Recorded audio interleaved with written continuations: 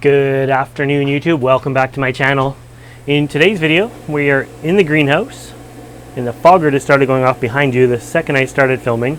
So hopefully you can still hear me. It's quite far away.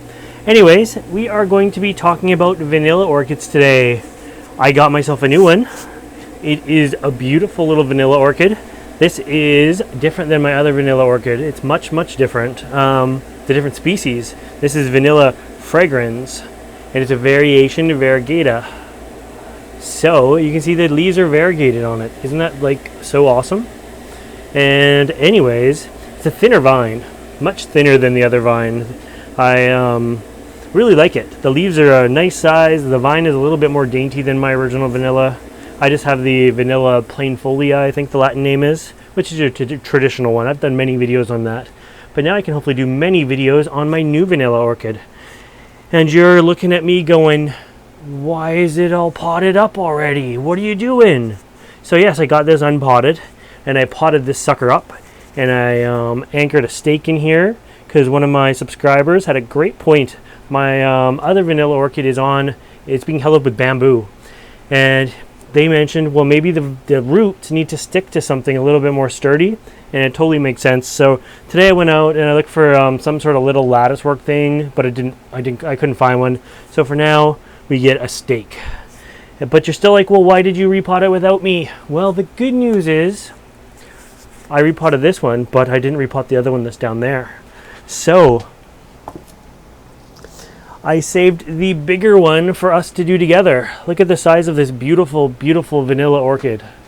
Woo! It's all variegated and pretty, and I love that it's daintier. It's just thinner.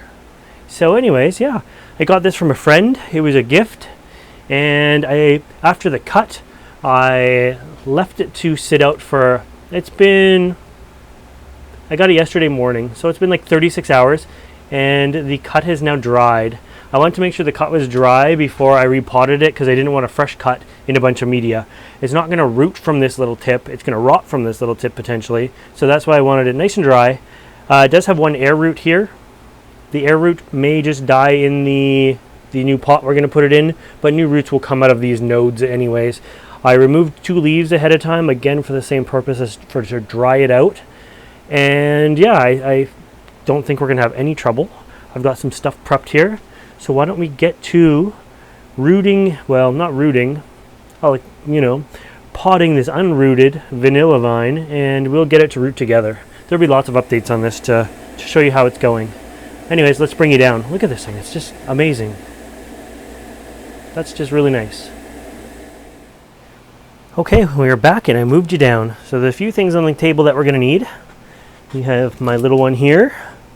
We are going to put this bigger one in a bigger pot. And I'm going to show you how to mount the stake in the pot so it actually stays there. Being it's orchid bark, stakes in pots really don't stay very well at all. We got a tag made up already. We have a little bit of cinnamon. Now if their cut is fresh and you can't wait for a little bit of time, make sure you put a pinch of cinnamon anywhere that you've made a cut, especially since it's going in the media and you can't tell what's happening.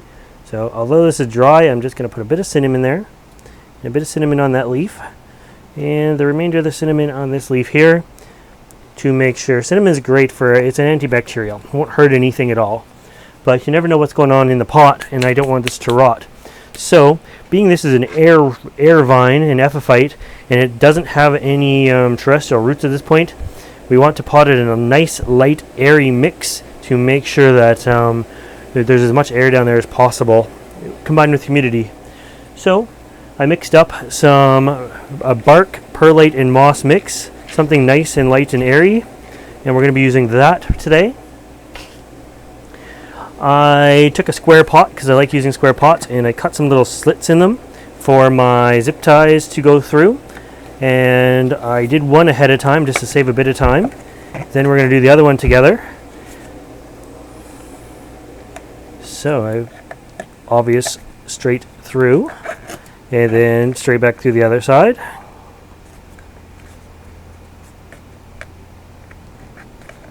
There we go.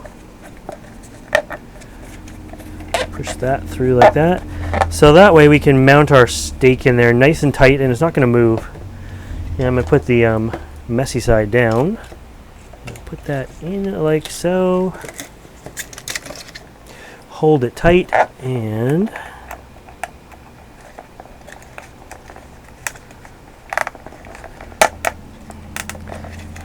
do it up.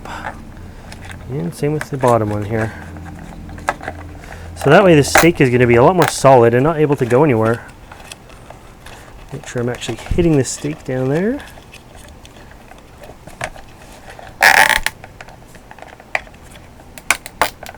There we go. It is now mounted in there and not able to go very far. So that's good. And like I say, orchid bark, it just doesn't hold stakes very well. Now this is kind of going to be unstable. And it's really simple, guys. So I've already removed the leaves, already done most of the legwork. We're going to just tip this up a little bit more so you can get a better view of the table. Let's have one more look at this up close now. Look at how nice this looks.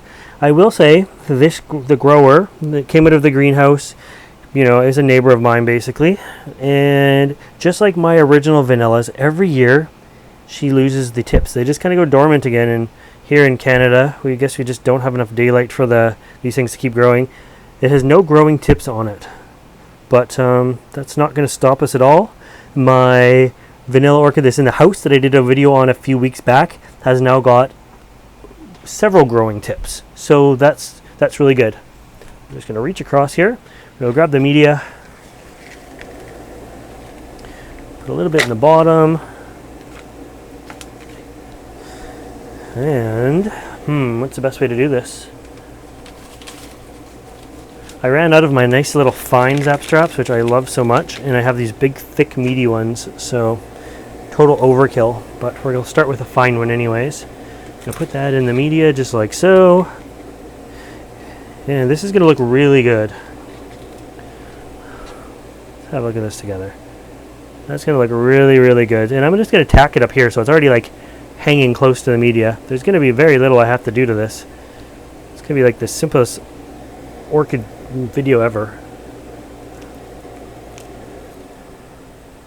And strap this guy up. We're going to put it tight, but not too tight. We want it to stay, but not have much pressure on it. There we go. I also want to line up the end piece, which you'd think would be better at the back. It actually gives a little bit more space if you put it right where the vine is. Just the angle it comes on. So there we go. Now it's upright.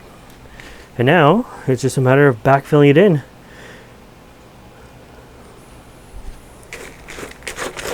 Vanilla orchids root very easily. I have never had any problem rooting them. This thing may even start growing before it is rooted. It is a big chunk of vine. You don't want to do this with a small vine. You would want at least 2 to 3 nodes. So at least, you know, in this size, a foot. There's 2 nodes below the surface.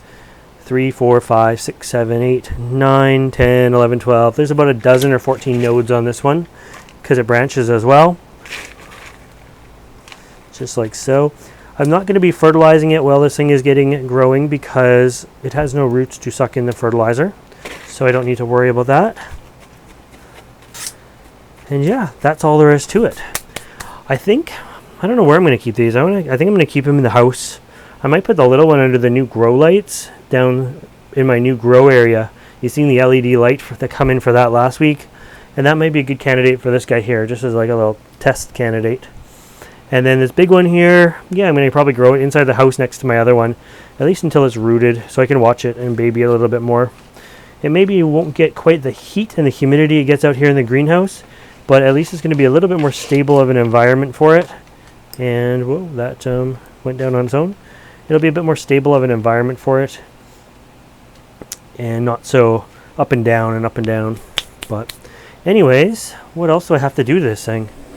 I'm going to clip that top off, not the plant, just the zap strap or zip tie here, like so. I already made up the tag ahead of time. I always tell you guys to make up a tag. The only thing I didn't do was date it. So I am looking for a pencil right now, which I can't find one because why would I be able to? But make sure you put a date on this tag as well. Stick it in the pot, and there we go.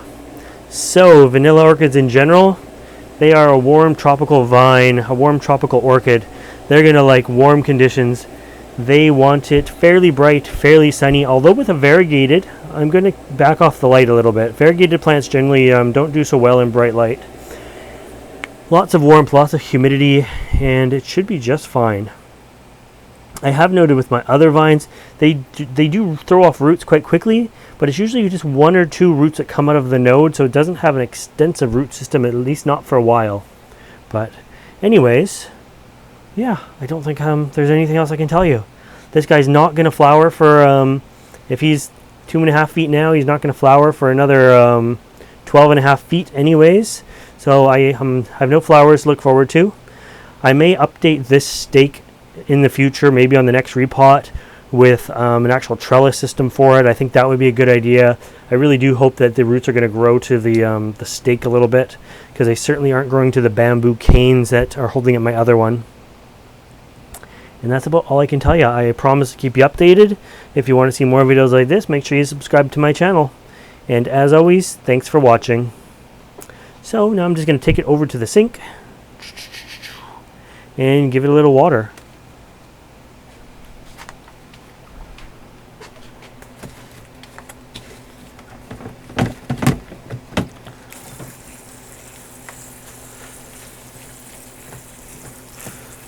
I think it's going to be a happy, healthy vanilla.